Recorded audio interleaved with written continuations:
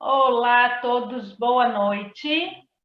Eu vou deixar todo mundo no mudo, mas depois eu abro o microfone de vocês para fazer perguntas. É só para não ficar dando interferência durante a aula. Silvana, mais uma vez, muito obrigada por ter aceito esse meu convite. Como eu estava dizendo, comecei isso durante o isolamento, que aqui começou no meio de março. Fizemos várias conversas. Quem quiser ver, as conversas já estão disponíveis no canal do YouTube Doutora Laira Ramos. Essa conversa vai estar disponível para todo mundo daqui mais ou menos uma semana. Admiro o seu trabalho há muito tempo. Já tivemos um encontro lá em 2007. Olha, tanto depois estamos aqui. Graças à tecnologia, podemos nos ver. E, olha, tenha a palavra. Tenho certeza que vamos aprender muito, ainda mais esse tema que é tão pouco falado. E depois da aula, eu abro então o microfone para a gente fazer uma conversa, tirarmos dúvidas. Não se esqueça que isso é mesmo um bate-papo, é uma coisa descontraída, pode ficar à vontade que a gente vai estar sempre aqui interrompendo. Beijo, muito obrigada. Tá certo. Pode começar. Tá? Primeiro, boa noite a todos, Laira, e obrigada pelo convite, tá? Para falar de uma coisa que você sabe que é a minha paixão, a área da coloprocto, né? Então, eu começo esse slide de sinergia esfincteriana e essa interrogação. Por que isso? Porque a gente sabe que o mecanismo evacuatório ele é bem complexo, né? E aí ele envolve muitas coisas, e essa de sinergia é uma coisa que a gente vai ver no decorrer da minha fala, que ela tem muita sinonímia. Então, que interação é essa complexa que a defecação envolve? É a motilidade do intestino, do trato gastrointestinal, na realidade, a função de contratilidade do reto, a coordenação de todos esses músculos do assoalho pélvico para que essa defecação ocorra de forma fisiológica, normal. Então, tem que haver um relaxamento desse mecanismo esfincteriano e a gente tem que pensar que tem que ter uma integridade na parte neural. Se não, a gente não tem o nervo pudendo íntegro, a gente vai ter também alguma dificuldade nessa evacuação. Então, só para falar um pouquinho da prevalência, eu coloquei, a gente sabe que a defecação dissinérgica ou a dissinergia esfincteriana, ela é muito comum em pacientes que são constipados. A gente vai ver isso à medida que eu for falando. Mas essa prevalência, a gente também tem que ela é subdimensionada, variando nas populações ocidentais em torno de 11% a 20%. É considerado o sexto sintoma gastrointestinal mais comum, né? Existe uma prevalência no sexo feminino, com as mulheres tendo uma prevalência de 2,2 para 1,2 em relação aos homens. Ela também é prevalente em pessoas acima de 65 anos, de idosos acima de 65 anos. Pacientes institucionalizados são outro candidato à constipação. Pode afetar qualquer faixa etária. Na gestação, devido aos hormônios, a relaxina, a diminuição que ela traz dos movimentos em geral, mas afetando também o gastrointestinal, pode causar constipação. E também a gente sabe que no indivíduo de baixa renda, que tem baixo poder econômico, né? Antes de falar da sinergia, eu resolvi dar só uma passada pela classificação da constipação.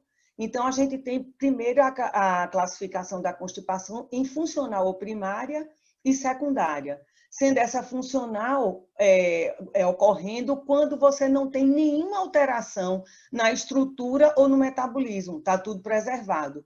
E ela é resumida em 3 tipos de constipação: com trânsito colônico normal, ou cólico normal, com esse trânsito lento, ou também chamado de inércia colônica, e aí vem o que nós vamos falar, com distúrbio evacuatório no retal, que é conhecido, já começou como obstrução de saída ou dissinergia do assoalho pélvico, né? É tudo em relação à dissinergia esfincteriana. E a secundária, essa sim já tem uma causa orgânica, que pode ter sido um erro alimentar a longo tempo, uma vida sedentária, uso de drogas, por exemplo, paciente que tem bexiga hiperativa e toma oxibutinina é uma das coisas que aumenta a constipação, hipotiroidismo, o diabetes e outras doenças neurológicas, o Parkinson, por exemplo, por conta da droga antiparkinsoniana, tá? E aí vamos falar da dissinergia do assoalho pélvico, tá? Dessa defecação dissinérgica. A literatura define que ela é um dos 3 subtipos sobrepostos de constipação primária, como eu estava falando, afetando 1/3 de todos os indivíduos constipados. Então, se a gente pensar, primeiro a constipação ela é subdimensionada, porque geralmente as pessoas fazem o quê? Toma laxativo por conta própria, ou faz uso de supositório, ou uso de enema, e muitas vezes elas não vão ao médico exclusivamente por conta da constipação. Ainda, essa defecação dissinérgica, ela é caracterizada por quê? Por uma propulsão prejudicada dessas fezes a partir do reto ou devido a uma contração paradoxal dessa musculatura ou um relaxamento anal de forma inadequada ou ainda uma combinação de tudo isso. Tá? Eu coloquei esse slide só para a gente ver, e está dividido em 4 fases, só esquematicamente, mas a gente tem aqui a dinâmica evacuatória. A gente vê que o que é que acontece? A primeira coisa, quando chega esse material nessa ampola retal, essa ampola vai se distender. Ela se distendendo e provocando o reflexo inibitório retanal, o que é que vai acontecer? O esfíncter anal interno vai relaxar, o bulbo retal vai verificar o que é que tem nessa ampola, vai com os receptores que existem nele, e vai discriminar se é o quê? Se são gases, se são fezes, o que é que acontece. Então, numa segunda etapa, o que é que acontece? Esse ângulo no retal vai se abrir, né? E essas fezes vão chegar até a linha discriminativa do esfíncter. E aí, quando o indivíduo, vamos dizer, decide relaxar, o que é que acontece? Ele se senta numa posição adequada, o diafragma vai empurrar, vai massagear e se empurrando essas fezes para baixo, a gente vai fazer uma ligeira manobra de valsalva, e com todo o complexo esfincteriano relaxado, essas fezes vão ser eliminadas. Isso numa dinâmica evacuatória normal. E aí eu coloquei essas afirmações aí de Hal Satish, que eu gosto muito, é um proctologista, e do artigo de Baruca, de 2020, que ele diz o seguinte, que a evacuação é um mecanismo complexo, que vai envolver uma propulsão involuntária dessas fezes através do colo e vai fazer o quê? Que quando as mesmas se encontrem no segmento ano-reto, existe uma indução do relaxamento do esfíncter anal interno, como eu já comentei, e o desejo para evacuar. Então, através de uma combinação de mecanismos voluntários e reflexos, que vão envolver o aumento do esforço abdominal, que eu comentei no slide anterior, contração retal e relaxamento voluntário do esfíncter anal externo, as fezes vão ser expelidas para fora do ano reto. Tá? Agora, se existir qualquer alteração desse mecanismo, pode causar um quadro de dificuldade para que se inicie ou complete a evacuação, o que vai caracterizar a constipação. Ainda, deixa eu aqui só ver, porque eu estou botando e travou, não quer ir. Deixa eu ver se eu vou por aqui.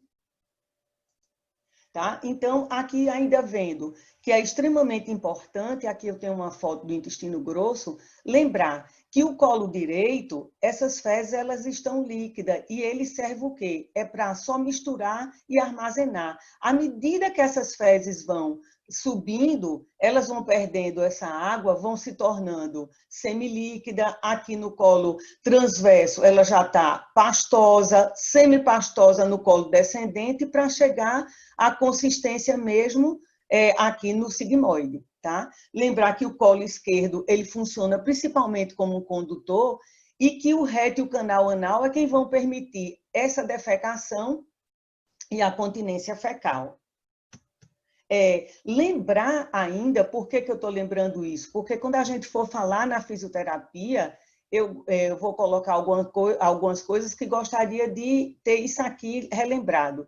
Lembrando que a gente tem no intestino dois controles nervosos. Um sistema nervoso intrínseco, que é o sistema nervoso entérico, e um sistema nervoso extrínseco, que é o sistema nervoso autônomo, aonde o sistema nervoso simpático vai ter uma ação inibitória sobre a motricidade digestiva e vai promover contração do esfíncter anal interno.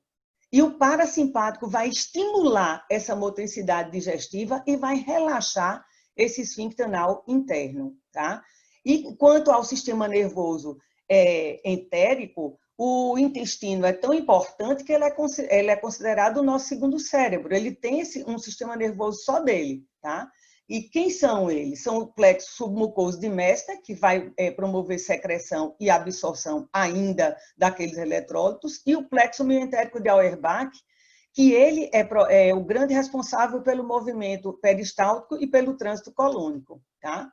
Agora, a gente tem que lembrar que é descrito nesse livro de Fisiologia Anorretal, mas faz parte do alerta do Red Flags do Ayurveda, que a gente tem que ter muito cuidado, por exemplo, com pessoas que antes tinham uma evacuação de fezes em consistência normal e, de repente, tem mudança nesse tipo de fezes.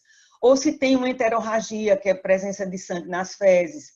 Ou se tem uma perda inexplicável e súbita de peso, anemia, desnutrição, ou episódio de diarreia paradoxal, se tem uma idade igual ou superior a 50 anos e a história familiar. Porque muitas vezes isso pode ser decorrente de um carcinoma, uma obstrução do intestino causada por isso. Então, a gente chegou agora na parte que eu mais gosto, da nossa avaliação. Eu acho que a avaliação de fisioterapia, ela é uma coisa muito complexa e a gente tem que realmente gastar um certo tempo para fazê-la. Primeiro, uma história clínica. É extremamente importante saber se tem comorbidade existente, que uso de medicamento aquele paciente faz, se ele tem um hábito de se alimentar com alimentos que fazem o intestino funcionar bem, alimentos laxativos, se ele ingere água, como é que é realmente essa história clínica. No exame físico, eu digo que a gente é extremamente importante, porque a gente não tem aquela visão só de olhar para o complexo no reto. A gente tem que ver como é a postura daquele paciente. Ele apresenta alguma coisa, alguma assimetria, uma anteroversão ou uma retroversão exagerada. No exame abdominal, a gente vai ver, tem presença de massa, tem presença de cicatriz. O exame retal a gente vai fazer, eu vou citar todos, mas a gente vai falar deles. Tá? Então, o exame retal, fazer essa avaliação funcional do assoalho, exames complementares, que exames complementares são necessários para a gente ter um melhor embasamento e aí construir nossa conduta terapêutica. A avaliação com biofeedback por eletromiografia, para quem gosta de usar, eu particularmente acho um recurso interessante. Avaliação com balonete retal, para a gente ver como é que é aquela sensibilidade, como é que está aquela complacência. Utilizar também scores de constipação, escala de fezes de Bristol e critério de Roma 4. Eu acho que tudo isso é importante a gente fazer na nossa avaliação fisioterapêutica. Só lembrando, todo mundo conhece, né, o critério de Roma 4, que está nas desordens anorretais. E aqui no item 3B está a nossa defecação dissinérgica, mas se o paciente tem 2 desses sintomas ou mais, você já pode dizer que ele é um constipado, mesmo que essa pessoa vá todos os dias ao banheiro. Então, o que é? Esforço excessivo, fezes endurecidas, sensação de evacuação incompleta, sensação de obstrução ou bloqueio anorretal, se faz manobra manual para facilitar a defecação, se tem menos do que 3 evacuações espontâneas por semana. Então, tudo isso em 1/4 das evacuações, nos últimos 3 meses, a gente tem que pensar que esse paciente realmente obedece os critérios Rome, é um constipado.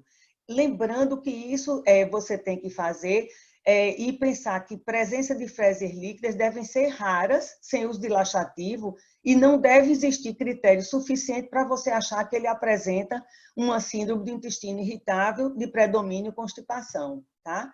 Aqui, o que todos vocês conhecem, que é o diário intestinal, né, com o formato das fezes, indo do tipo 1 e do tipo 2, que a gente vai ver em outro slide, mostrando que está mais ligado à constipação, né, que é exatamente isso aqui, o tipo 1 e o tipo 2. São comuns, especialmente constipação mais crônica, o tipo 1.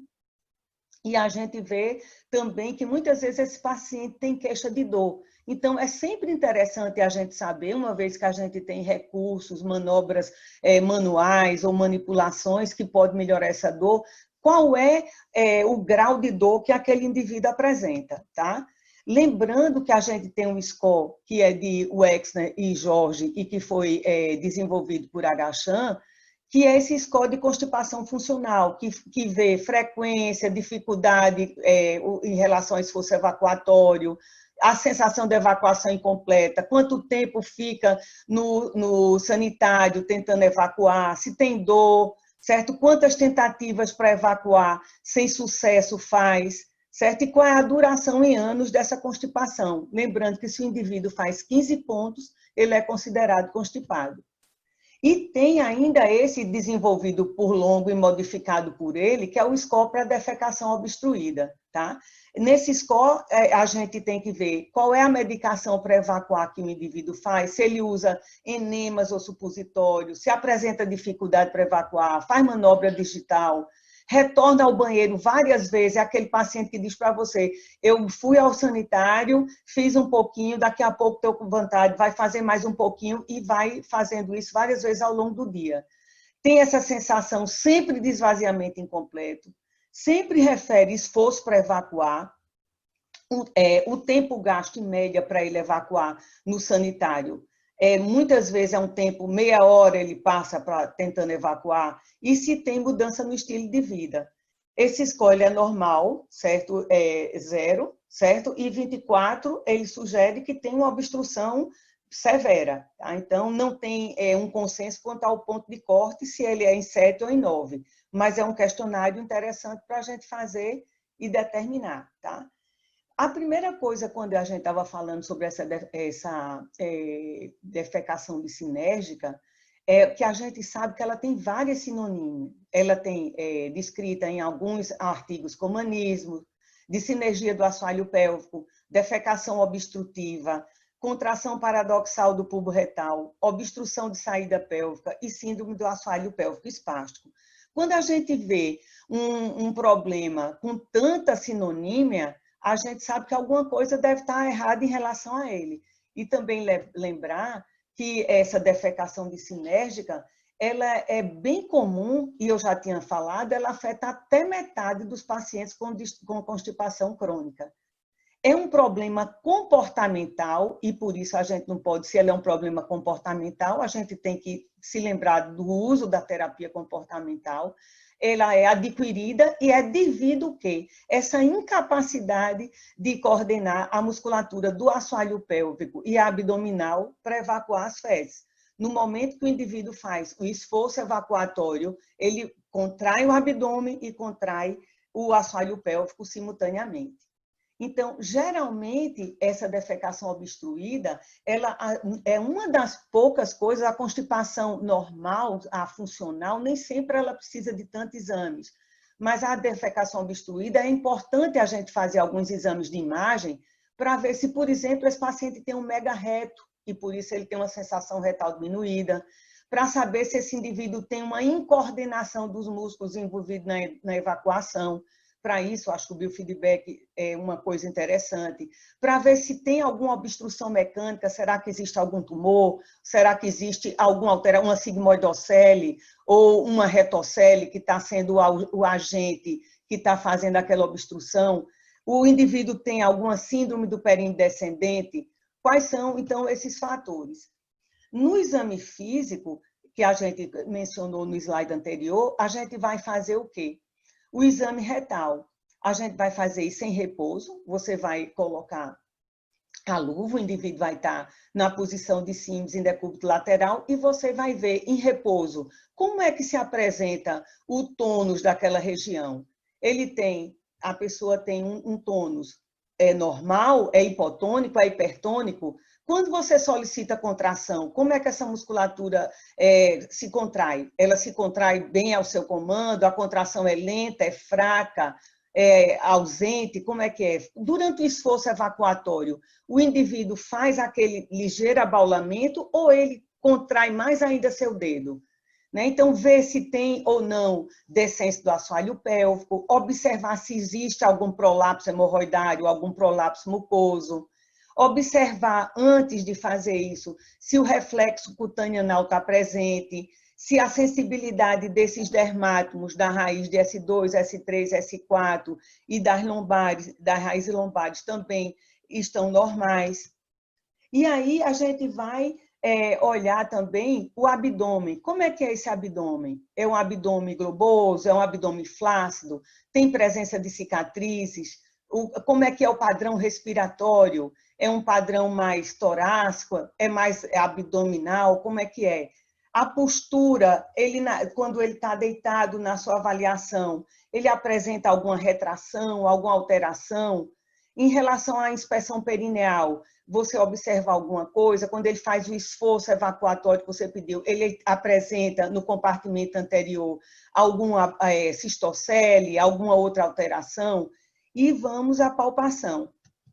Tá? Lembrando que é sempre importante a gente ver esses outros testes que todos nós conhecemos, uma paciente que for multípla, por exemplo, ver a presença de diástase, fazendo esse teste com a flexão do tronco e palpando, ver a extensibilidade dos adutores do quadril para ver se existe algum bloqueio, algum problema, fazer o teste de Ober para ver como é que está aquela banda iliotibial, se existe retração, o teste de Thomas para ver se existe retração dos flexores do quadril, ver o piriforme, que muitas vezes a pessoa pode ter uma síndrome do piriforme associado, fazer o teste de Carnot para ver se apresenta pontos dolorosos à palpação quando ela faz essa flexão. Então, todas essas coisas são interessantes a gente observar.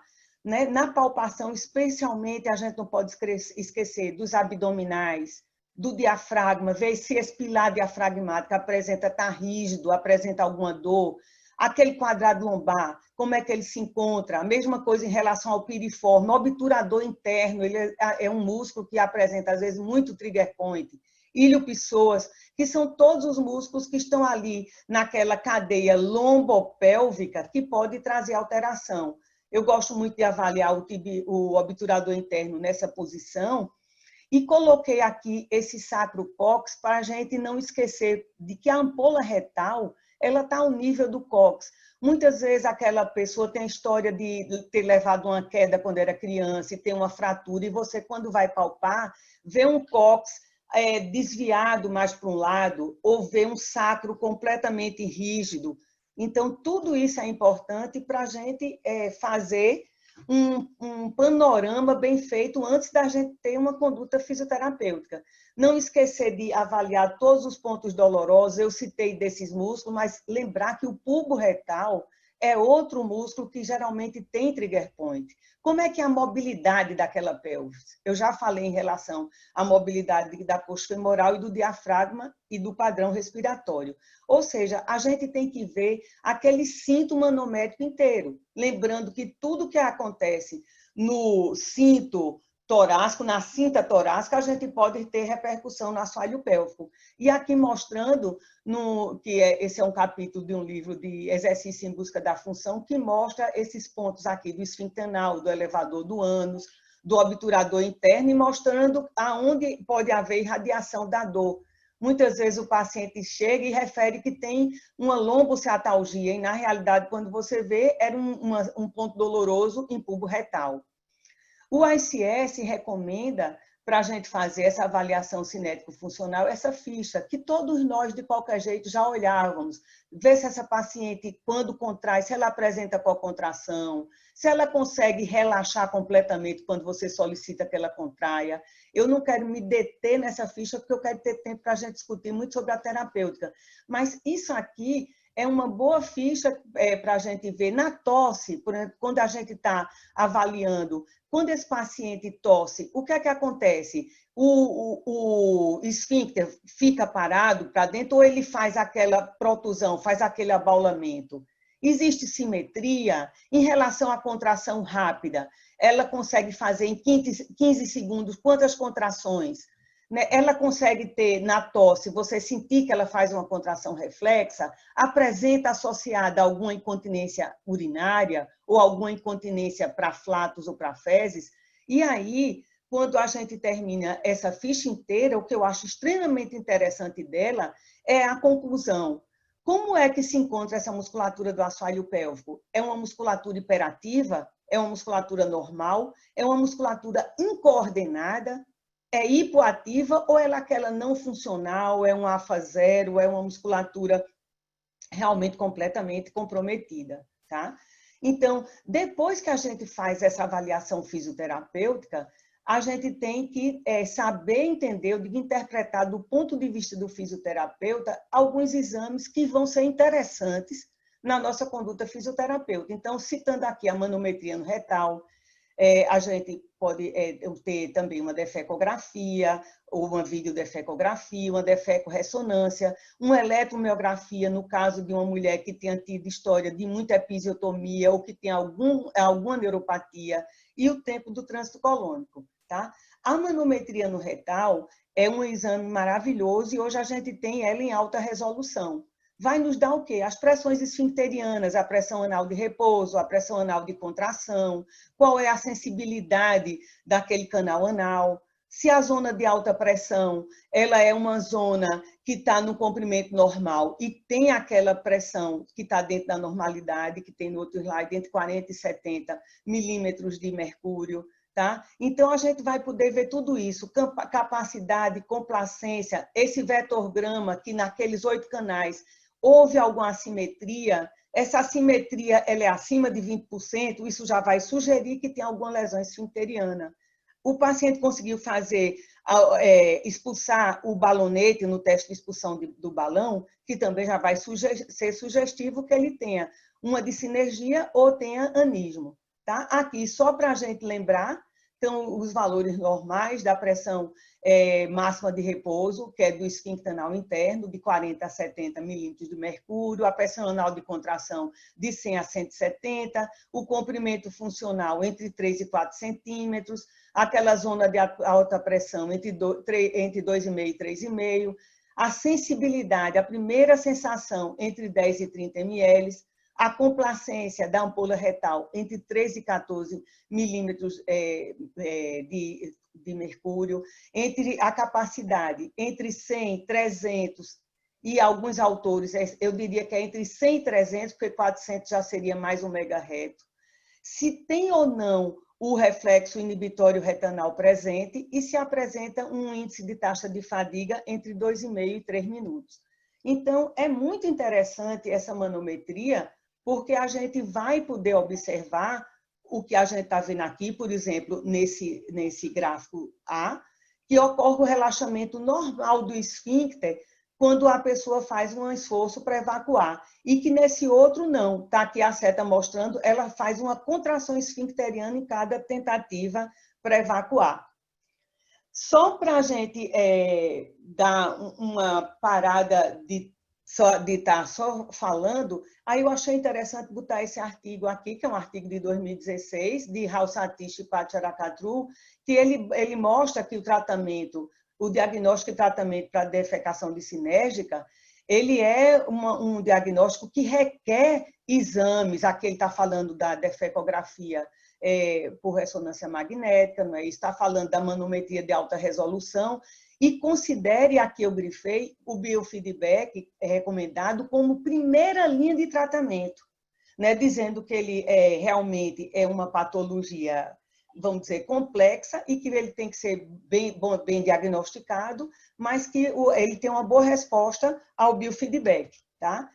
Essa manometria anorretal de alta resolução, eu achei esse artigo de gastroenterologia 2020, depois tem um outro mostrando também, muito interessante, porque ele está fazendo aqui uma correlação da defeco-ressonância com a manometria. No repouso, quando contrai, a gente vai ver as cores mais fortes. Então, um paciente com padrão normal e aqui com contração paradoxal, onde não há relaxamento desse complexo esfincteriano. Né? Aqui mostrando também um paciente que tem um descenso excessivo, tá? O que é que acontece? Né? E a diminuição dessa força propulsiva por conta de uma contração paradoxal. Então, é um exame que realmente vai confirmar para a gente isso aqui, que a gente vai falar, e eu acho muito interessante, que é esse tipo de anismo que a gente tem, com a classificação, segundo Satish Rao, em 4 tipos. Tá? Antigamente, quando a gente vinha só com diagnóstico médico, o paciente tem anismo, a gente não tinha condições de saber se era anismo tipo 1, tipo 2, tipo 3 ou tipo 4. Tá? O tipo 1, o que é que acontece? Você tem um aumento da pressão abdominal, mas ocorre também aumento lá embaixo das pressões esfincterianas. Ele faz o esforço para evacuar e faz o esforço no esfíncter simultaneamente. Ninguém relaxa. Então, a gente tem que pensar, que tipo de fisioterapia eu vou fazer para aqui? Esse é um tipo de paciente que vai se beneficiar muito bem com biofeedback, é um tipo de paciente que vai se beneficiar muito bem com balonete. O tipo 2, o paciente é incapaz de gerar esse aumento de pressão retal e ocorre uma contração paradoxal dos esfíncteres, ou seja, ele é incapaz de gerar aquela manobra de Valsalva e aumentar essa pressão retal e também não consegue relaxar a musculatura, muito pelo contrário, ele faz uma contração paradoxal desse esfíncter. O tipo 3 tem uma pressão abdominal adequada, a pressão abdominal é boa, mas o relaxamento do esfíncter é incompleto ou ele é ausente. Então, aqui acontece realmente uma boa pressão da contração usando a valsalva, mas ele não consegue relaxar ou faz de forma incompleta. O 4º tipo, o paciente é incapaz de gerar essa força adequada e esse relaxamento esfincteriano também é incompleto ou ausente. Se a gente pensar, existe uma coisa que eu digo extremamente simples, que é o balonete, que a gente pode trabalhar, e que eu acho que é sempre um instrumento muito interessante. Isso aí só foi para demonstrar esses 4 tipos que está aqui, mostrando com a manometria. Né? Um padrão normal, onde quando faz esforço evacuatório existe o relaxamento, e aqui mostrando o que eu falei, né? Que nem há relaxamento do reto, o reto não consegue fazer essa força propulsiva, nem o esfíncter relaxa. Esse aqui você não tem uma boa força propulsiva e tem também um relaxamento inadequado. Aqui você tem uma força, do jeito que eu falei, não tão boa, mas o esfíncter também não tem o relaxamento adequado, ele é incompleto ou ausente, e aqui nenhuma das duas coisas são boas. Nem a parte de essa transmissão para o reto, nem a parte do esfíncter. Tá? Dentro dos exames, era considerado padrão ouro para você ver a parte de constipação, fazer uma eletroneuromiografia, mas é um exame desconfortável, é um exame doloroso que não vingou muito, mas era considerado padrão ouro porque você ia quantificar, e a gente vai ver aqui nesse slide depois, mostrando aqui essa eletroneuromiografia, que aqui está um indivíduo normal e aqui está um indivíduo que, quando faz esforço, olha a diferença de um e outro, ele não consegue relaxar. Ele faz o aumento do disparo dessas unidades de potencial de ação. Então, ele não consegue relaxar. A videodefecografia é um exame que consiste no estudo radiológico dessa função anorretal e da evacuação. Tá? Aqui está mostrando dessa videodefecografia essa retocele anterior bastante acentuada. Tá? E o que é que essa videodefecografia mostra? Por que, como fisioterapeuta, me interessa essa videodefecografia? Primeiro, porque ela vai estudar a morfologia do reto, do canal anal e dessa junção anorretal. Ela vai medir aquele ângulo anorretal, que a gente sabe que ele, no repouso, é de 90 até 100 graus, tá? 90 graus para indivíduos mais jovens e 100 graus para indivíduos mais idosos, que quando você contrai, esse ângulo diminui, e quando você vai evacuar, esse ângulo se abre pelo relaxamento do bulbo retal.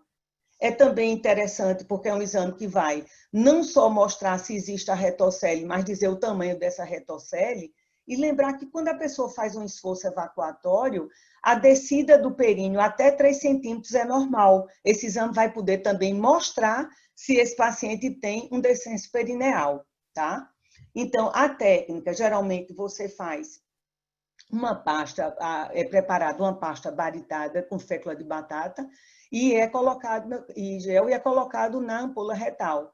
Então, o indivíduo vai colocar isso aí, vai sentar no assento sanitário e vai ser pedido para ele, no repouso, bater uma foto, uma radiografia para ver como é que está, vai pedir para ele fazer contração e ver se esse ângulo diminui, vai pedir um esforço evacuatório para ver se esse ângulo se abre, tá? Aqui só mostrando, que já mostrei no primeiro slide, né, a retocele, que é esse abaulamento da parede, né, anterior do reto em direção à vagina, a parede posterior da vagina, tá?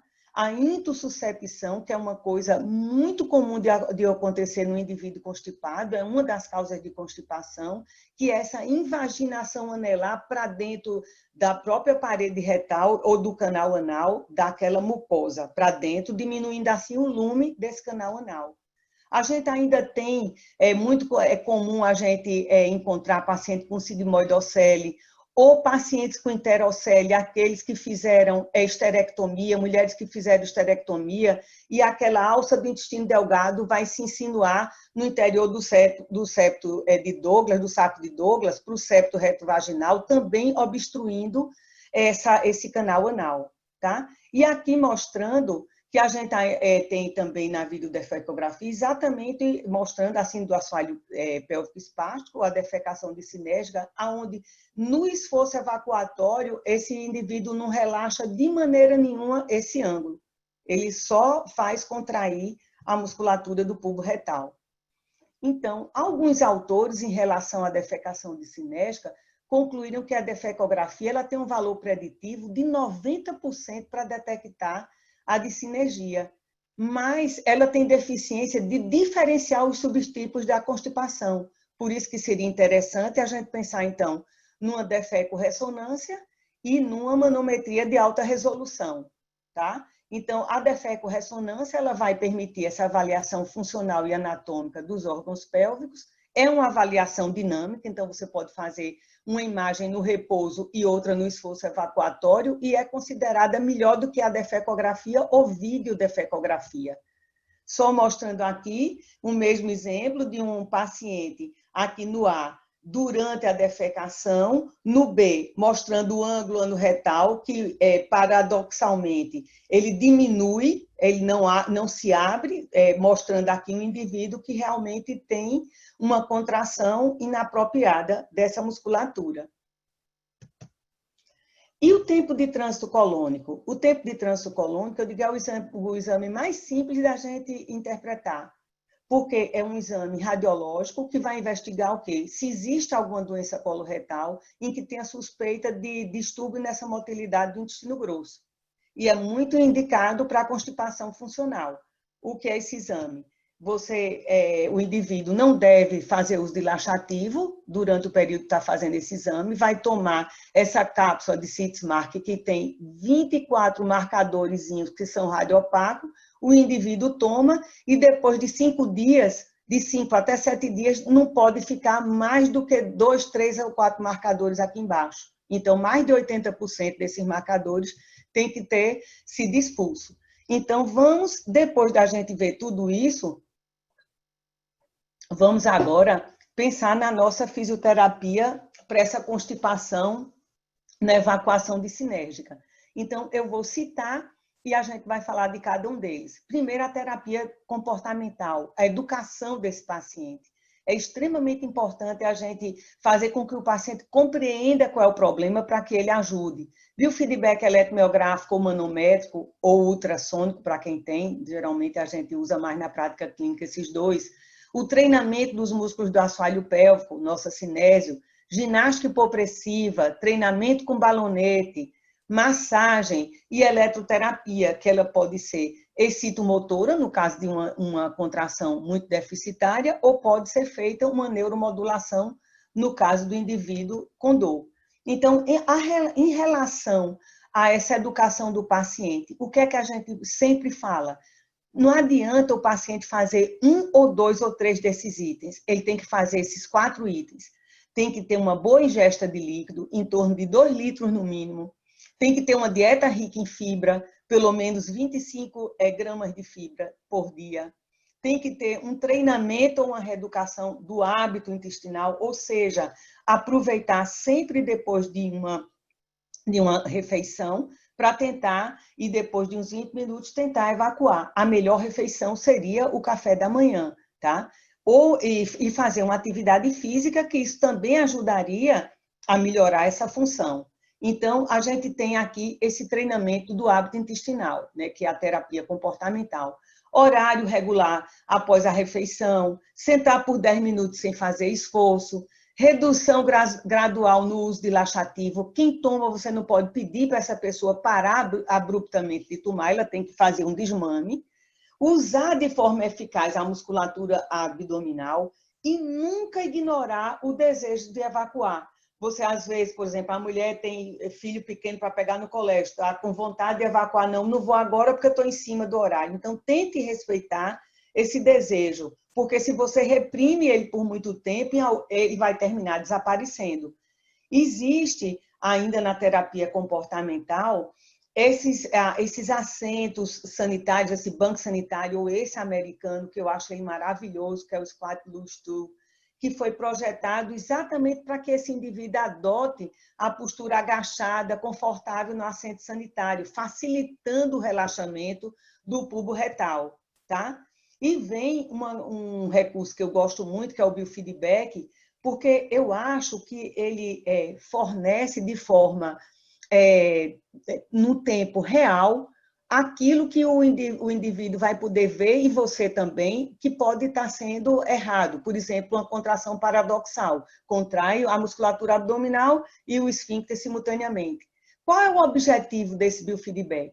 É restaurar o padrão normal dessa evacuação, utilizando uma coisa chamada de técnica de condicionamento operante. O indivíduo vai aprender através de tentativa e erro, e o fisioterapeuta tem que estimular cada vez que ele acerte para ir fazendo esse feedback positivo.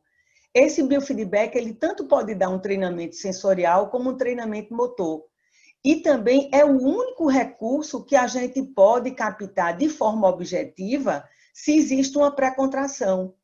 E a gente sabe que a mulher, quando ela entra na menopausa, ela vai perdendo essa pré-contração. E isso, muitas vezes, é o que ocorre para promover um escape de urina ou um escape de flatos. Tá? Aqui, só mostrando, a gente procura fazer o treinamento numa postura fisiológica, evacuatória, usando uma cadeira para evacuar, e tentando fazer com que essa paciente, olhando para o visor, ela consiga dissociar o canal 1, aqui em vermelho, é sempre o canal do assoalho pélvico, e o canal 2 é sempre o canal abdominal. Tá? Então, para que ela aprenda a fazer essa separação, ela aprenda a fazer um ato evacuatório de forma correta. Então, quais são os objetivos principais para usar o biofeedback na dissinergia?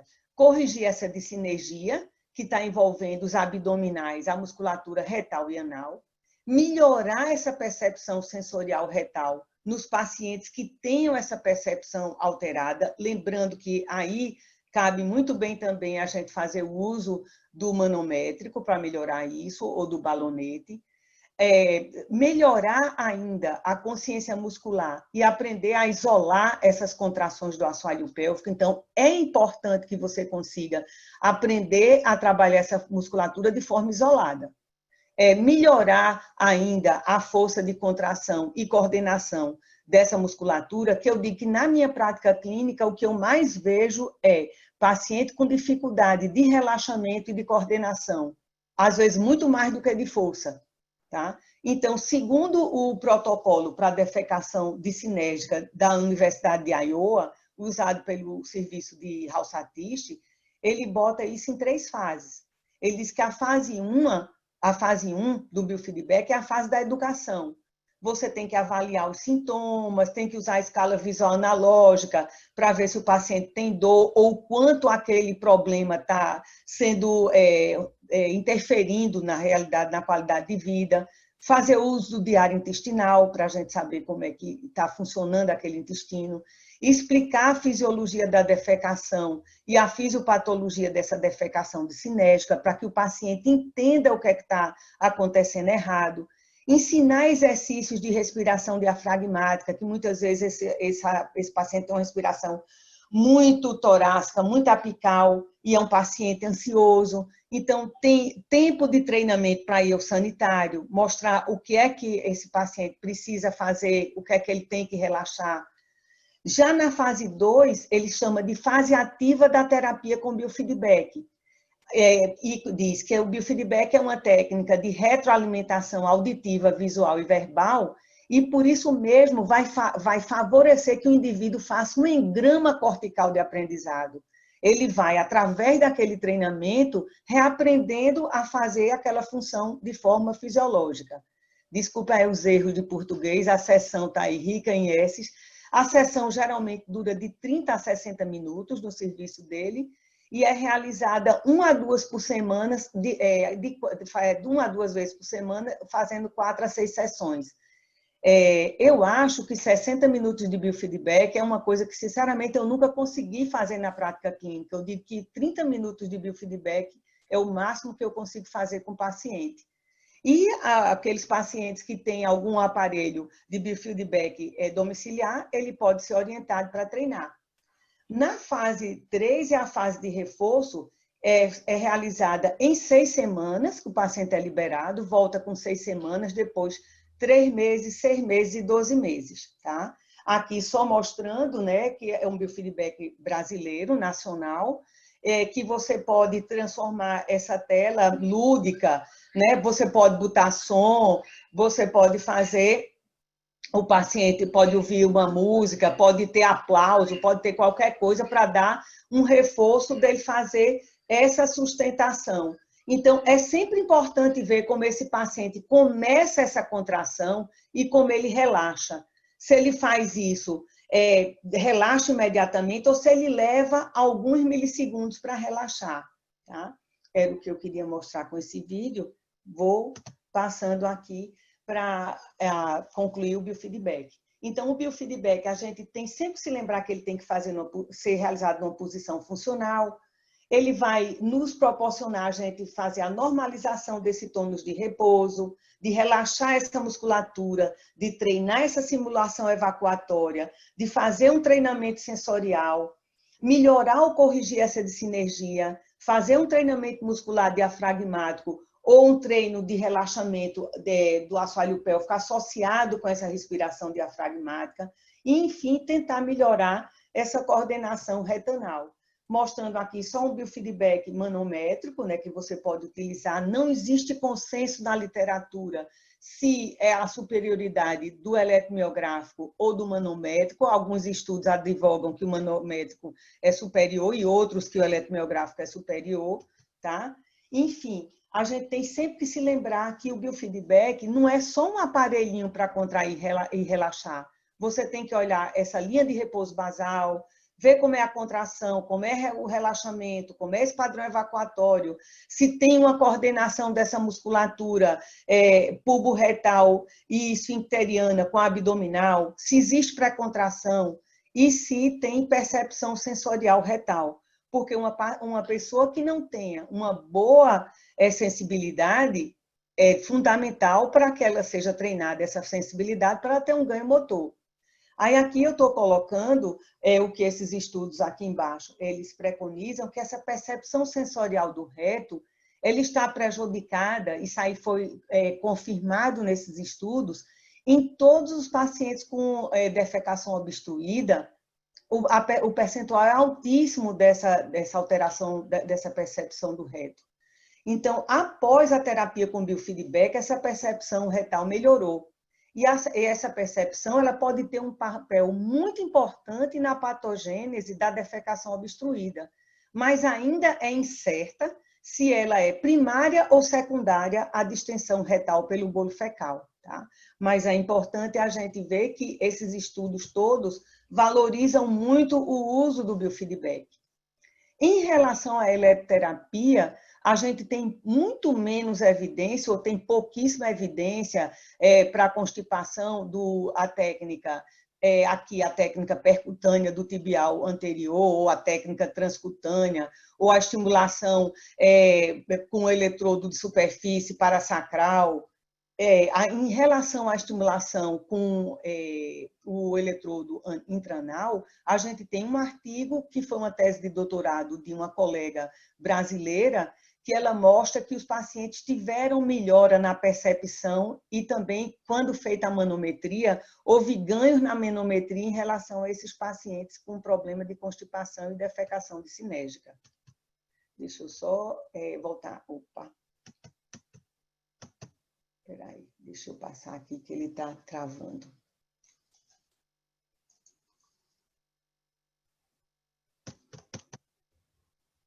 Tá? Ainda lembrando, em relação a essa estimulação parasacral, eu utilizo essa estimulação desde 2004 e vejo que, para minha felicidade, alguns artigos começam a trazer que essa estimulação ela promove uma neuromodulação do controle neural extrínseco do intestino grosso, ou seja, ela vai trabalhar em cima do sistema nervoso autônomo, parasimpático.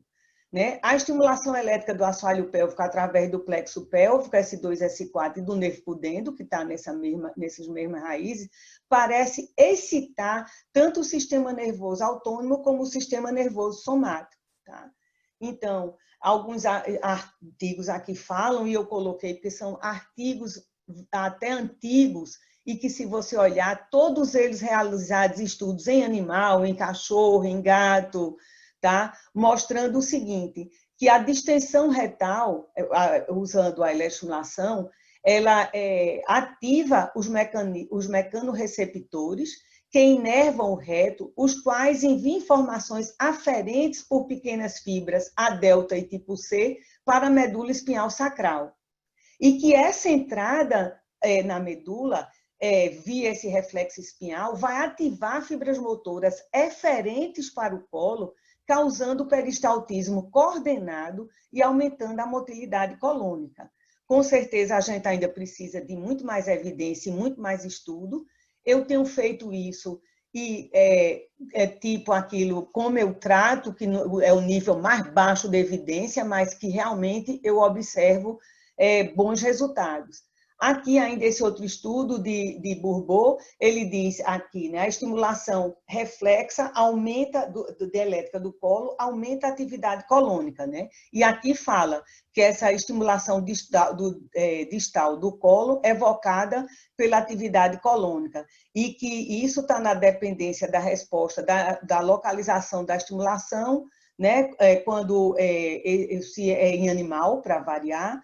E mostra que o seguinte, que existe realmente uma atividade maior no colo, mostrando que realmente melhora essa motilidade no indivíduos que tenham uma disfunção por conta de um intestino neurogênico. Aqui, eles utilizaram nesse trabalho uma frequência de 20 Hz, fez uso de uma técnica bipolar, né, os eletrodos de mesmo tamanho, usando os bursts de 20 Hz, e a via reflexa parasimpática sacral, que mostrou que ocorre essa regulação dessa motilidade colônica. Esse outro estudo aqui em animal mostrou que a estimulação, quando realizada no cólon distal, ia modular o padrão reflexo do reflexo retocólico, iria ativar os eferentes motores desse colo, ou seja, mostrando que melhoraria a motilidade colônica, aumentando essa motilidade colônica nos indivíduos que tinham essa desordem de motilidade. Tá? Em relação à estimulação tibial transcutânea e percutânea, o ICS de 2017 ainda não diz que ela é uma coisa que deveria ser recomendada, mas a gente tem que ela é uma neuromodulação reflexa, que vai fazer um bloqueio simpático, portanto, vai favorecer a atividade parasimpática relaxando esse esfíncter anal interno. Ela promove também a ativação do fluxo sanguíneo e ainda ajuda na secreção de opioides endógenos. Tá? Aqui tem esse estudo, que foi publicado no Disease Colon Rectum de 2017, que é uma estimulação bilateral do tibial, e mostra que ele pode melhorar os sintomas de paciente com defecação obstruída que não tenham obstrução anatômica, e que o procedimento ele foi mais eficaz em pacientes com scores menores, naquele score que eu mostrei de defecação obstruída, no slide no começo. Tá? Então, a gente vê o seguinte, que a gente tem realmente, talvez, um futuro promissor e mais investigações a ser feitas na eletro. Em relação à cinésio, que é o nosso nível A de evidência, a gente tem que se lembrar que muitas vezes a gente tem que começar fazendo uma consciência dessa musculatura que muitas vezes a mulher não tem, ela não sabe dissociar bem essa musculatura. E a gente pode utilizar aqui em cima, é só o começo mostrando do exercício que é chamado Dead Bug Position, que é muito utilizado lá pela parte da proctologia na Universidade de Atlanta. Né? Aqui mostrando exercício de bola que você pode fazer com essa bola, com esses pontinhos, para poder estimular toda a propriocepção dessa paciente e fazer com que ela consiga melhorar a mobilidade, dessa pelvis. Tá? Ainda não tem tanta coisa assim publicada, eu só consegui encontrar, acho que 2 ou 3 estudos falando sobre a ginástica hipopressiva, que foi desenvolvida aqui por Marcel Coffrier, que é um belga, e essa é uma técnica sistêmica que, através do estímulo de músculo acessório respiratório, ele vai relaxar o diafragma, diminuir essa pressão abdominal e fazer uma tonificação dessa musculatura abdominal e do assoalho pélvico. Na realidade, eu fiz essa formação, mas eu uso restritamente alguns exercícios. Tem 6 exercícios que eu gosto muito, e tem paciente que acha que o fato de você fazer essa aspiração diafragmática, ele sente que ajudou na melhora dele sentir um pouco mais o desejo evacuatório. E vem uma coisa que eu amo de usar na prática clínica, que é o balonete. Lembrando que a gente pode avaliar primeiro para a gente poder tratar. Será que esse paciente tem essa primeira sensação normal? Está entre 10 e 30 ml? Na prática clínica, eu encontro com muita frequência paciente com 90 ml de sensibilidade como primeira sensação. Ou seja, quase perto da vontade de defecar, que está entre 90 e 150 ml, segundo a literatura. O volume máximo tolerável nas mulheres, 200, 220, 240, até 250, nos homens até 300 ml. Para fazer o teste de expulsão do balão, geralmente 50, alguns estudos falam em 60 ml. E ver, também observar se ele tem a presença do reflexo estriado, que é voluntário. Né, o reflexo reto anal estriado. Quando você coloca o balonete, você observa que o paciente faz essa contração involuntária do reto, então é muito importante, porque vocês viram que existe um percentual altíssimo de pacientes que têm essa alteração. Então, a técnica do balonete, que foi inicialmente preconizada por Vallan Cogni, ele diz o seguinte, que ele pode ser insuflado em diferentes volumes e com diferente velocidade, para que o paciente ganhe essa percepção. Ele vai ajudar demais a reeducar essa sensibilidade retal. Né? É uma técnica interessante na reeducação desse reflexo reto-esfincteriano estriado, porque você pode trabalhar tanto para conseguir a resposta voluntária, pedir ao paciente para contrair, como você observar se essa resposta reflexo ocorre, e ainda reeducar naqueles pacientes que têm uma capacidade diminuída, essa capacidade retal. Tá? Então, ele melhora a sensibilidade sensorial, melhora essa sensação anorretal, que da defecação obstruída ela está presente, porém, poucos estudos randomizados e controlados, um nível de evidência baixo e o grau de recomendação C. Tá? A massoterapia é uma técnica que vai e volta, não tinha muito respaldo, entrou no ostracismo. Aqui eu gosto e aqui eu mais uso essa massagem reflexa de Vogler, que ela utiliza os 4 pontos, né? O seco, cola ascendente, descendente e sigmoide por baixo da crista ilíaca, né? E é feita bem próximo, cranial mesmo ao sigmoide, junto da parede abdominal. Vocês vão ver aqui um slide mostrando a sequência dela, tá? Que ela começa aqui a nível do seco, aí vai aqui no ascendente, no descendente e bem cranial ao sigmoide. E é uma massagem que depois que você que termina de estimular cada ponto desse por 5 minutos, você ainda faz uma varredura, sempre vindo da direita para a esquerda. Para isso, é necessário que o paciente não esteja com a bexiga cheia, então ele tem que ter esvaziado, tem que estar de jejum. Essa massagem é sempre feita durante a fase expiratória e no sentido anal, e cada ponto, como eu já falei, tratado por 5 minutos, tá? O efeito da massagem, segundo esse estudo aqui publicado no International Journal of Nursing de 2009 e depois no de Gerontologia de 2015, que o tempo do trânsito gastrointestinal vai ser influenciado pela essa atividade parasimpática do sistema nervoso autônomo. A massagem vai estimular a atividade parasimpática, vai aumentar a motilidade dos músculos e a atividade vagal, aumentar a secreção digestiva e relaxar os esfíncteres do canal gastrointestinal. Claro que a gente não tem muita evidência, mas eu tentei trazer aqui algum estudo que falasse do que eu falei, do balonete e depois da massagem. Então, esse estudo aqui, que é a expulsão do balão para diagnóstico de defecação dissinérgica em mulheres com constipação crônica. Então, foi feito com 61 mulheres, foi feita uma avaliação com manometria, defecografia e teste de expulsão do balão. Todas elas não conseguiam, um percentual enorme, não conseguia fazer esse teste de expulsão do balão, o teste foi negativo, e não tinha um bom relaxamento da musculatura do bulbo retal. Tá? No bulbo retal, eles não tinham um bom relaxamento.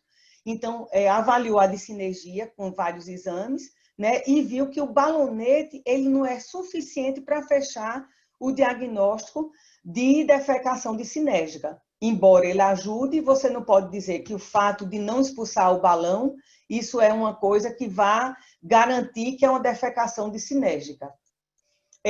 Ainda, aqui em relação à massagem, efeito da massagem abdominal na constipação, nesse estudo de Cristina Lamas, o que é que a gente vê? É um estudo feito em 2009, com 60 pacientes, usando essa escala de sintoma gastrointestinal, a GSRS, onde um grupo fez massagem abdominal e laxativo e o outro grupo só laxativo. Era realizada essa massagem 15 minutos, 5 dias na semana por 8 semanas. E o que foi que ela observou? No grupo que fazia a massagem, que houve alívio dos sintomas de dor abdominal e houve aumento do movimento intestinal. Deixa eu ir aqui.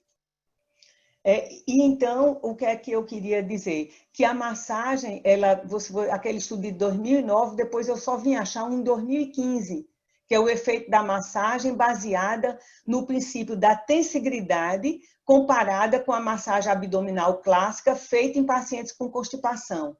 Então, o grupo 1, que foi no grupo intervenção, com 15 pacientes, foi feita a massagem específica, que foi essa, em 13 mulheres por 20 minutos, e no grupo controle foi feita essa massagem abdominal clássica, também em 13 mulheres por 10 minutos, tá? Aqui a gente já tinha que ver que não foi maravilhoso, porque houve uma diferença nos tempos da massagem. Mas foram feitas 6 sessões de massagem em ambos os grupos, 2 vezes por semana durante 21 dias. Houve uma avaliação com diário evacuatório com critério de Roma 3, e o estudo dos pacientes que teve essa massagem baseada no princípio de tensigridade, que eu vou mostrar umas figuras, eles tiveram aumento do número de evacuações, esse aumento ocorreu na primeira e na terceira semana, e a qualidade e a quantidade dos movimentos gastrointestinais também melhoraram, né? Só mostrando aqui as figuras que tinha nesse estudo, fazendo essa massagem, mostrando aqui a posição que o paciente fica e como ele faz toda essa liberação, né, também da fáscia, não só da musculatura, mas também da fáscia. Enfim, dizer que a gente tem novas terapias alternativas, hoje em dia tem a acupuntura, tem o transplante de microbiota fecal, que é uma coisa relativamente nova, baseada na disbiose que pode estar acontecendo nesse microbioma intestinal, e tem sido sugeridas para mostrar o potencial tratamento para o tratamento de adultos com constipação funcional, né? Nesse artigo de 2009. Então, concluindo, para todo esse tratamento, eu acho que é imprescindível que a gente faça uma boa avaliação, que a gente tenha subsídios de exames complementares quando necessário, para que a gente se arme melhor para a gente saber o que é que a gente vai utilizar. É extremamente importante que esses pacientes tenham orientação alimentar, que a gente não esqueça de estar insistindo na posição correta para ele evacuar, que a gente estimule para esses pacientes terem aderência, terem adesão àquilo que você está pedindo para ele realizar, prescrever exercício domiciliar para esses pacientes fazerem em casa e lembrar o seguinte, que isso é uma coisa realizada por uma equipe multidisciplinar. Muitas vezes a gente precisa de uma nutricionista ou de uma nutróloga, de uma psicóloga, do coloproctologista ou do gastroenterologista, para que junto com a gente da fisioterapia pélvica, a gente possa conseguir a resolução do problema. Muito obrigada e uma boa noite. Agora vamos às perguntas. Deixa eu tirar isso aqui. Muito obrigada. Fantástica sua aula. Uma das maiores dificuldades que eu tive foi tratar a paciente com dissinergia. Deixa eu tentar ver que a tela do meu computador está travando, mas vai. Desculpa que eu consigo. Você quer tirar a sua apresentação? Então, retira, por favor, que ele não está vindo para mim. Que eu quero ver o rosto das pessoas, já que eu não consigo vê-las. Espera que você já vai conseguir. Certo. Já consegue? Então, Laila, coloque o que você estava dizendo, que uma das grandes dificuldades... A que eu tive foi foi uma paciente em particular, com dissinergia esfinteriana. Ela, dentre tantas coisas, tinha uma depressão gravíssima. Era uma senhora assim que a depressão dela doía mesmo, e dava para ver. Era uma coisa bem impressionante. Então, a dissinergia, como você disse, é mais fácil a contração, é mais fácil a força.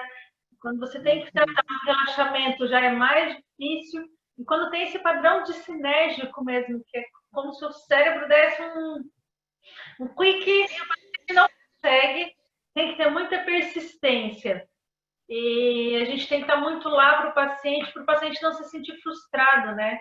Eu sempre digo para as minhas alunas que às vezes a gente quer fazer muito pelo paciente, com o paciente, e às vezes nós devemos fazer menos, porque a frustração do paciente é uma coisa muito má. É verdade.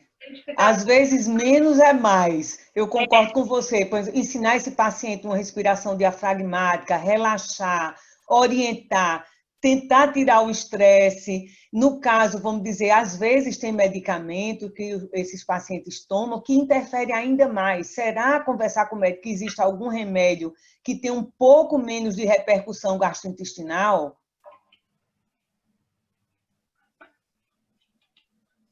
Está me ouvindo? Tô sim. E às vezes é começar mesmo, dar um limite do paciente se adequar à terapia, entender que às vezes os pacientes vão mais rápido e outros pacientes vão demorar mais tempo. E às vezes a nossa ansiedade deixa o paciente muito frustrado. Mas uma das coisas que eu adorei também que você falou é a avaliação, né? É sim. Eu acho que a avaliação é imprescindível, não é? Assim, o que você acha, Laira? Eu não entendo, realmente não entendo como é que alguém consegue tratar um paciente sem avaliar. Eu acho que isso é antiprofissional, é antiético e é um desrespeito com o paciente. Nós temos que avaliar o paciente, senão eu não sei se aquilo é uma dissinergia, eu não sei se não é, não sei qual o grau da dissinergia. Não avaliar o paciente, para mim, é um crime ético.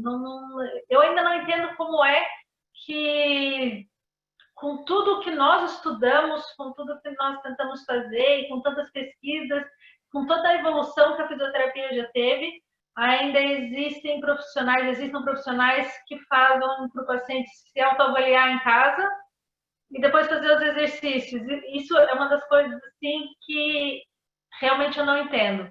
E acho que desvaloriza a nossa profissão, porque uma boa avaliação é a chave de um bom tratamento. E é isso que nos diferencia, né? E nós entendemos que a nossa avaliação, como você disse, é uma avaliação física. Os exames complementares, eles devem ser pedidos, sim, se eles forem necessários, porque algumas vezes precisamos. A nossa não precisam. Ela diz tudo. Você está com toque retal, você pede para o paciente fazer uma força de expulsão, você vê que ele contrai o reto, talvez não seja preciso muito mais do que isso. Você já consegue ver que há uma dissinergia. Os nossos aparelhos com a eletromiografia, uma das coisas que eu tenho feito bastante agora é colocar o eletrodo de superfície. Aquele eletrodo de superfície, espera só um pouquinho, eu sei que eu tenho ele aqui em algum lugar.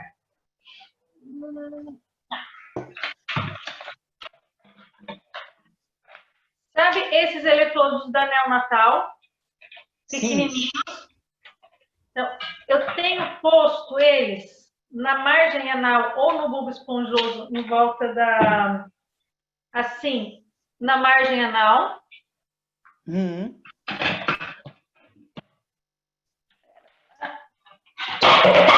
Estou derrubando tudo, desculpa.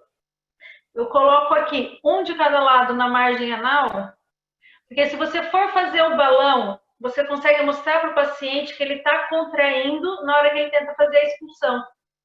Então eu faço a mesma coisa, acho ótimo, porque ele visualiza o que é que está errado. Exatamente, você fazer o biofeedback da eletromiografia junto com a expulsão, ou junto... Por exemplo, eu também faço isso com as pacientes com vaginismo. Eu mostro que na hora que eu estou tentando colocar o dilatador, ela contrai. Ela consegue ver que a contração é dela, não é uma coisa involuntária, é um músculo que... Então, é super interessante quando a gente consegue mostrar isso para os pacientes. E para isso a gente não precisa do exame complementar, né? Nós mesmos conseguimos. É verdade. Nós, terapeutas, temos muitos recursos. Perfeito.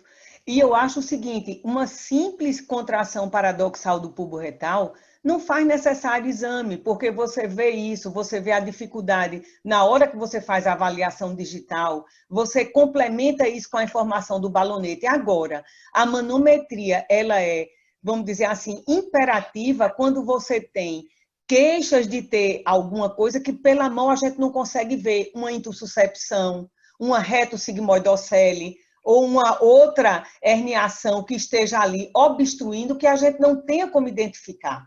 Mas eu concordo 100%. Inicialmente, a gente não precisa de exame, se você está vendo ali que é uma simples dissinergia muscular. Porque o exame acaba encarecendo o tratamento para muitos pacientes.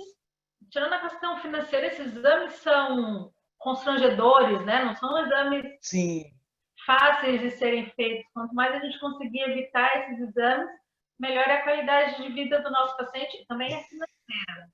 É verdade. Outra coisa que hoje em dia a gente também consegue usar bastante, né? Que já é um recurso muito mais barato, é a ultrassonografia. Sim. As coisas chegam muito caras no Brasil, é uma pena muito grande. Porque aqui na Europa, é verdade, com um valor bastante acessível, comprar um aparelho de ultrassom portátil, que para nós, porque nós precisamos, ele é suficiente, não precisa ser um grande aparelho de ultrassom, ele é muito suficiente e nós também conseguimos mostrar muitas coisas para os pacientes. É que, infelizmente, tudo isso chega aí no Brasil 2, 3 vezes mais caro e deixa o nosso atendimento um pouco mais difícil por essa acessibilidade.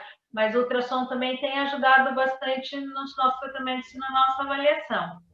É verdade. Eu fiz um curso de ultrassom com a Neville lá de São Paulo, que foi o doutorado dela, e achei fantástico, porque você realmente consegue visualizar, como disse você, a contração do bulbo retal, o que é que está acontecendo, e seria uma coisa ótima para usar como recurso terapêutico, mas o valor inviabiliza o É, uso.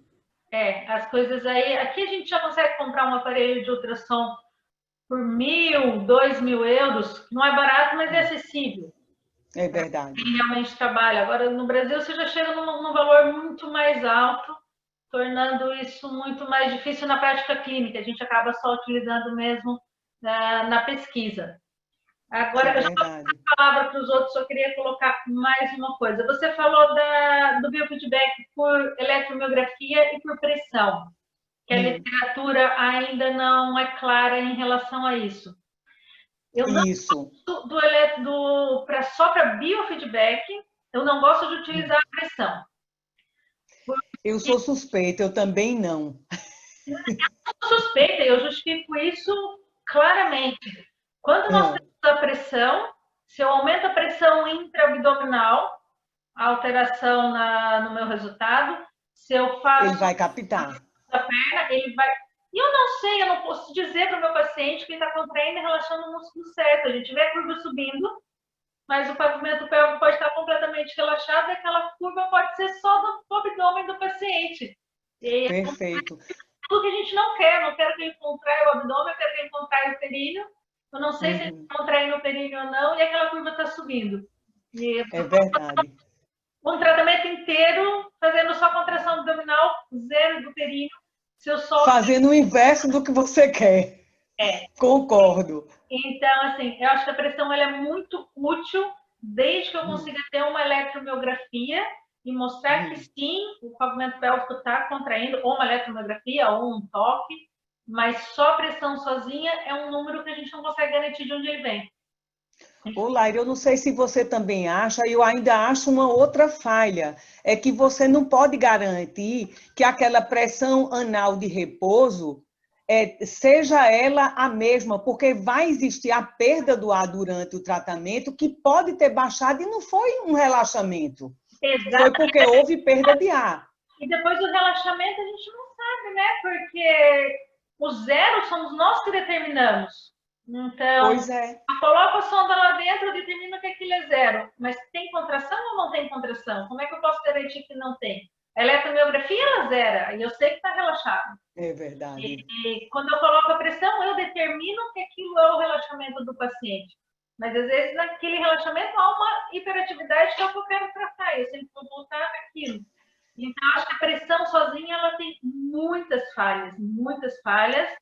Agradeço a Kegel, Molk Gel, porque começou com isso lá na década de 80 e começou com Uhum, a pressão, mas eu acho que hoje a gente já pode olhá-la de uma maneira muito mais crítica e entender que é isso foi verdade. na década de 40 e hoje temos outros recursos melhores.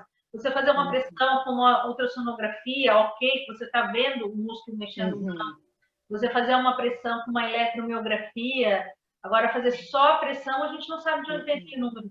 Eu não sei se está relaxando, não sei se estou contraindo, não sei se é o abdômen, não sei se é a perna, não sei se é o bumbum. E aí eu tenho uma coisa muito séria. Se eu não posso garantir para o meu paciente o que ele está fazendo, eu não posso fazer.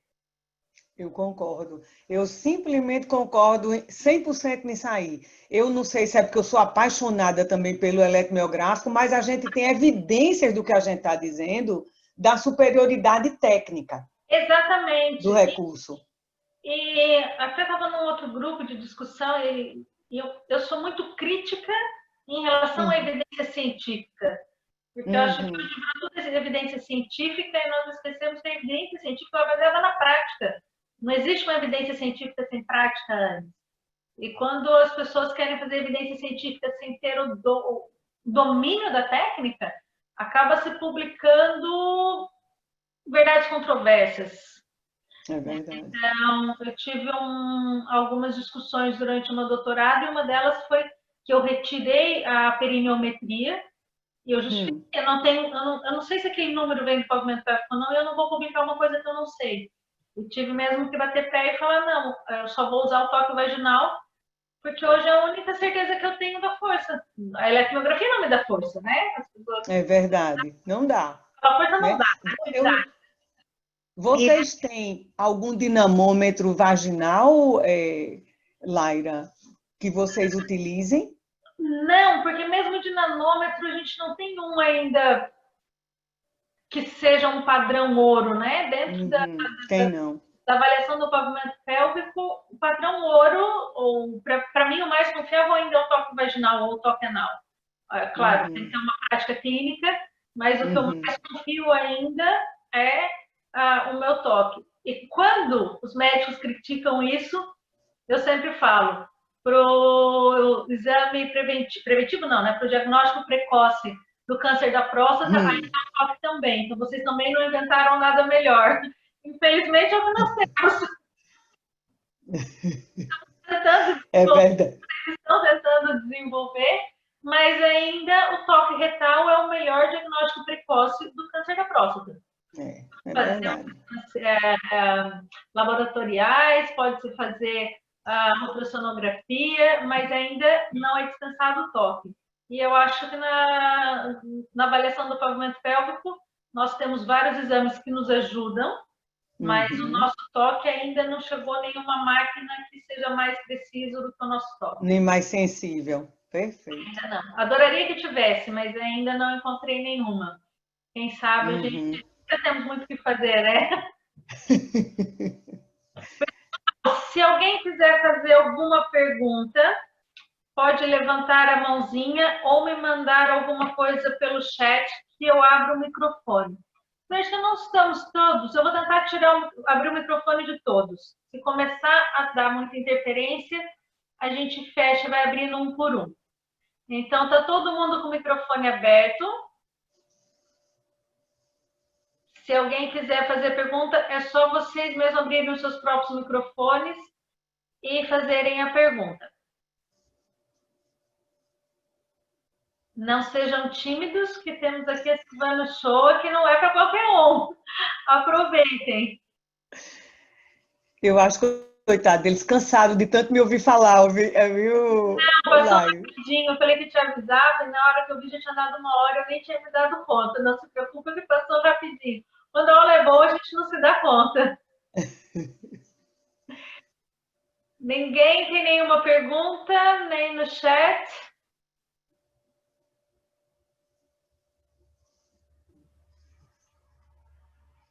Silvana, se ninguém tem nenhuma pergunta, quero te fazer mais uma. Certo. Você falou da avaliação, que nós temos que ver o tônus muscular.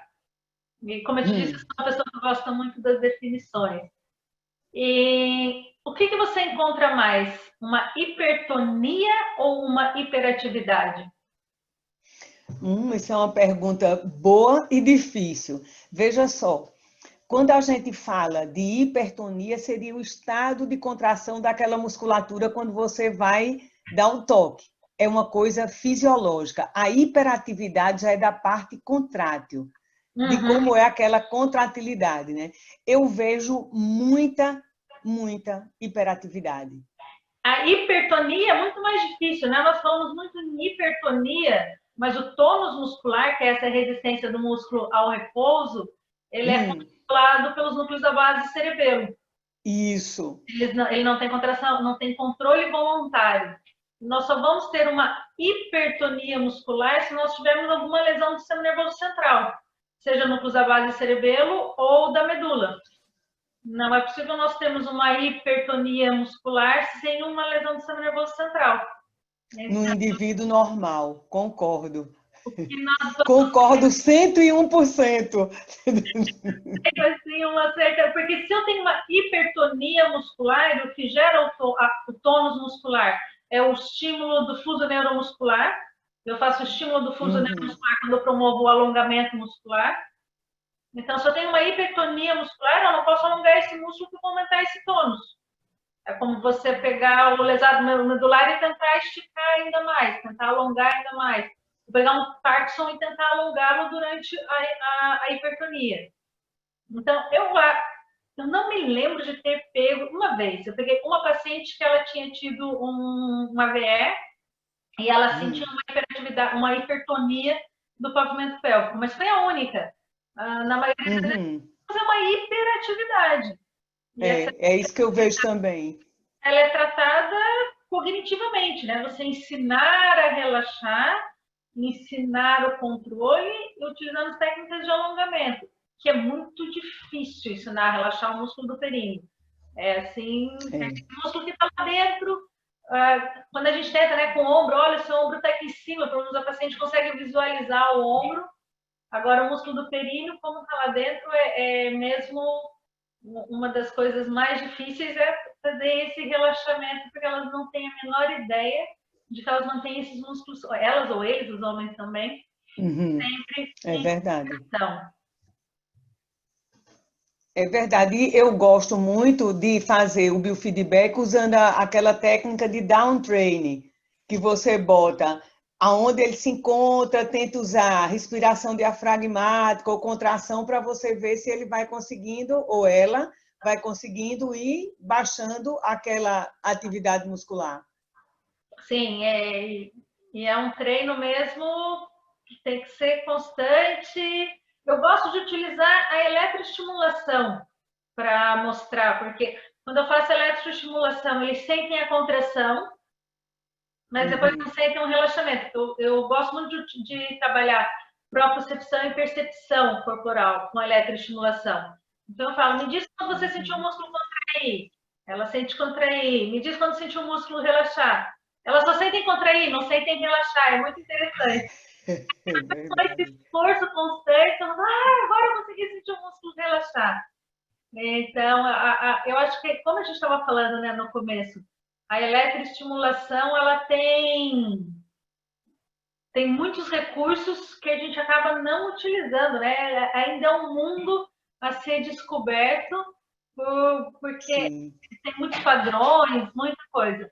Aqui tem uma pergunta da Giane Silvana. Nos ensinam exercícios para relaxar a hipertonia do pubo retal.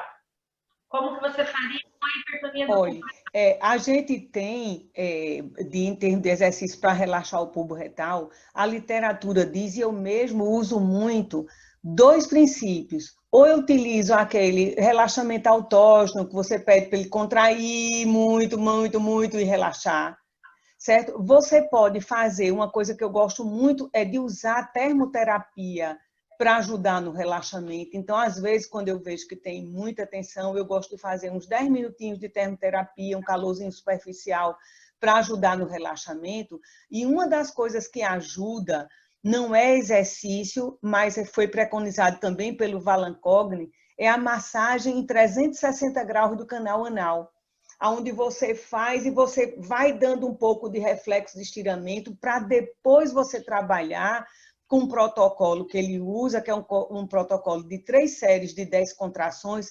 sustentadas de pelo menos 4 segundos e vai aumentando o tempo até chegar a 8 segundos de contração. Então, eu gosto muito, muito, muito de fazer assim.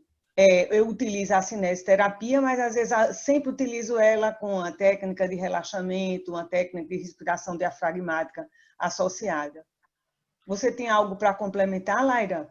Algumas vezes, quando a paciente não está muito confortável com a massagem anal, nós conseguimos fazer a massagem, eu só não consigo pegar o esfíncter anal externo, mas mesmo via vaginal, nós conseguimos, né, fazer o alongamento do pubo retal. Uhum. Porque via vaginal eu consigo chegar aqui atrás. Sim. Então, se a paciente não fica muito confortável com a massagem via anal, nós podemos fazer essa massagem via vaginal para promover esse alongamento aqui e depois fazer via anal só no esfíncter anal externo. Uhum. Então, acho que fica um pouco mais confortável. E mesmo os balãozinhos, não estou com nenhum aqui, tipo o Epinô, dá para utilizar, que ele faz Uhum. um alongamento mais global. E como eu tenho bastante na clínica, eu impresso para as pacientes o balãozinho para elas fazerem esse alongamento e esse relaxamento em casa. E aí elas vão alongando todos Interessante. os dias.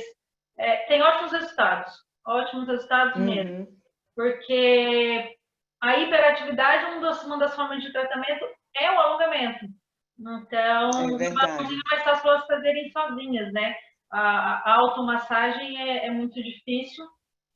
E quando tem... Eu não sei o que você acha, Laira, embora não tenha evidência científica, eu não gosto de estar dizendo aquele negócio, é como eu faço, a evidência científica não tem, mas eu às vezes gosto muito de utilizar massagem vibratória, aqueles vibradorzinhos que eu peço para ela ter em casa, porque isso ajuda também no relaxamento. Eu não sei o Ajuda, que você sim. acha. Eu sou super fã da vibração. A vibração Uhum. para relaxamento, a vibração para a própria percepção corporal, a vibração para tratar cicatrizes. A vibração é ótima em cicatrizes e fibrose. Você consegue em pouquíssimo Perfeito. tempo tratar uma fibrose com a vibração. E tudo isso que eu consigo dar para o paciente fazer sozinho em casa, para mim, são recursos fantásticos. Porque quanto menos o paciente precisa vir à clínica, quanto mais ele consegue, como você disse, né, o exercício em casa. Porque se ficar só dependente do fisioterapeuta, eles acabam, o tratamento fica muito longo, o paciente acaba desistindo, demora muito para ter É resultado. verdade. Então, quando a gente tem recursos para ele vir aqui 2 vezes por semana, mas em casa faz 5, 10 minutinhos de uma vibração, de um alongamento do balão, o resultado vem muito mais rápido e eles ficam muito mais satisfeitos. Então, sim, a vibração é outra coisa que é muito boa. Perfeito, concordo. Mas Mais alguma pergunta? uma pergunta, podem escrever no chat ou podem abrir o próprio microfone, que é só vocês mesmos abrirem um microfone. Bom, Silvana, acho que estão todos tímidos. Tem mais uma coisa, assim. A ginástica hipopressiva, ela é ótima, né? É fantástica. Nós falamos tão pouco dela, É mas ela verdade. pode ajudar tanto nos nossos tratamentos e para a obstipação, faz um movimento dos órgãos de uma maneira mais interna que ajuda muito mesmo. Então, a ginástica hipopressiva eu também gosto de usar bastante. É, eu também gosto. E a obstipação é uma coisa que atrapalha muito a qualidade de vida, né? Sim, muito. É angustiante. Eu tenho o meu intestino é um reloginho e começou a ser depois do curso do Luick, que ele explicou, né? Nós temos que comer, tomar o café da manhã, fazer, acordar, tomar o café da manhã, sentar e esperar para evacuar. Eu dou minha vida em relação a isso. Então eu tenho mesmo um reloginho. Mas às vezes, por causa de viagem, eu acordo, tem curso e estou um pouco atrasada. Se eu passo um dia sem evacuar, eu fico assim, literalmente. Aí um dia me explicaram o significado da... Enfesada. Exatamente. Fica enfesada. Então, é uma melhoria de qualidade de vida e tipo, tudo muda, né? A pele, o cabelo. Somos muito mais saudáveis quando temos o intestino funcionando. E nos últimos É verdade. 5 anos já tem várias pesquisas que mostram que o intestino é o nosso segundo cérebro. E depressões são tratadas com tratamento intestinal, você fazendo o intestino funcionar corretamente. Então, acho que o nosso tratamento vai além do só a evacuação, como se fosse só colocar alguma coisa para fora. Mexe muito no corpo, no nosso espírito, na nossa qualidade de vida, no nosso bem-estar, na nossa felicidade e agora ainda provado que nós conseguimos ajudar na depressão. Você melhora os intestinais, melhora até uma depressão. Então, acho que nós, fisioterapeutas, ainda conseguimos atuar em muitas coisas. Eu adoro o que a gente faz, que é qualidade de vida. É verdade. A Valéria, excelente, obrigada por partilhar conhecimento. Obrigada a você, Valéria, por estar aqui. Eu que agradeço também. E lembrar o seguinte, que o intestino é 90% da serotonina do nosso corpo é fabricado por ele. Olha, é mega importante. Que era 90%. Isso, sim, temos que tratar melhor do nosso intestino. Eu concordo completamente. Silvana, quer acrescentar mais alguma coisa? Eu estou aqui vendo as minhas notas e acho que já falei tudo que eu tinha para falar. Você quer acrescentar mais alguma coisa? Eu queria só lhe agradecer e dizer que é realmente assim uma coisa muito prazerosa de estudar, porque a gente tem um mundo de coisas a descobrir E é muito bacana conversar com alguém que tenha o nível de conhecimento e essa simplicidade em transmitir que você tem. Muito obrigada pelo convite. Eu espero que tenha contribuído de alguma forma para ajudar. Muito, muito, muito. Semana que vem já deve estar online no canal do YouTube. E as outras conversas já estão lá, tem muita coisa interessante. Para quem gosta de anatomia, tem as aulas do Dr. Ricardo Pereira com a anatomia da laparoscopia, que são assim impagáveis. Dá para ver o corpo lá dentro e entender melhor tudo que a gente faz. E nós vamos continuar com essas conversas. Na próxima semana é uma físio aqui de Portugal, a Melanie. Nós vamos falar sobre a osteopatia. Depois, na outra semana, com a Carol, nós vamos falar sobre a oncologia. E vou continuar com isso. Tem pessoas dos Estados Unidos, físicos dos Estados Unidos, ou outros profissionais da saúde aqui da Europa. Tem um médico do Dubai. Então, vamos tentar, assim, estar trazendo novidades para a gente se divertir um pouco. Como disse para a Silvana, eu faço isso porque eu adoro aprender. Foi a maneira mais fácil, mais barata que eu aprendi, que eu tive para aprender as aulas. Nem preciso sair de casa. As pessoas falam obrigada, falam, vocês não estão entendendo, eu estou tendo aula de graça. Eu dou tudo no bom em vocês. Mas é realmente maravilhoso. Eu agora vou ser sua seguidora dos programas. Eu vou pegar, porque é muito bom você realmente aprender e trocar informações. Isso é uma coisa muito prazerosa. Sim, sim, Silvana, muito obrigada. E estou muito feliz com a nossa parceria que está começando no Brasil. Já já vamos lançar as nossas novidades. Vamos sim, se Deus quiser. Muito feliz com essa parceria, Silvana, mesmo. Eu idem, viu? Beijo. Boa noite a todos. Muito obrigada. A Jeane estava aí. Muito obrigado.